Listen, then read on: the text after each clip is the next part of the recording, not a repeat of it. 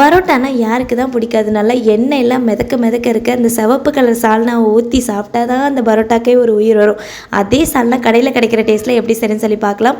கடையில் கொஞ்சமாக எண்ணெய் விட்டுட்டு ஹோல் ஸ்பைசஸ் இது கூட வரமல்லி, வரமிளகாய், வேர்க்கடலை, பொட்டுக்கடலை, கசகசா, எள்ளு, கருவேப்பிலை இலை, கடைசியாக 3 டேபிள் ஸ்பூன் துருவின தேங்காய் போட்டு எல்லாத்தையும் நல்லா ரோஸ்ட் பண்ணிவிட்டு அரைச்சி வச்சுக்கோங்க. குக்கரில் கொஞ்சமாக எண்ணெய் விட்டுட்டு பிரியாணி இலை, சோம்பு, கல்பாசி, 2 பெரிய வெங்காயம், 2 பச்சை மிளகாய், இஞ்சி பூண்டு விழுது போட்டு பச்சை வாசம்லாம் போனதுக்கப்புறமா 2 தக்காளி, கல்லுப்பு போட்டுட்டு குழஞ்சி வதக்கிக்கோங்க. இது கூட 1/2 டீஸ்பூன் கரம் மசாலா, 1 டீஸ்பூன் மிளகாய்த்தூள், தனியாத்தூள் போட்டு எண்ணெய் பிரிஞ்சு வந்ததுக்கப்புறமா நம்ம அரைச்சி வச்சிருக்க விழுதை இதில் போட்டுட்டு கொஞ்சமாக புதினா இலை போட்டுக்கோங்க ஃப்ளேவருக்காக. இது நல்லா பச்சை வாசம் போகிறது வரை நல்லா 5 நிமிஷத்துக்கு வதக்கினதுக்கப்புறமா க்ளீன் பண்ணி வச்சுருக்க 1/2 kg சிக்கனை போட்டுட்டு ஒரு 10 நிமிஷம் போல் சிம்மில் வச்சு பரட்டினதுக்கப்புறமா 3 டம்ளர் அளவு தண்ணி ஊற்றி 2 விசில் மீடியம் ஃப்ளேமில் ப்ரெஷர் குக் பண்ணி இறக்கிட்டிங்கன்னா சூப்பரான கமகமன்னு வாசனையோட சால்னா ரெடி.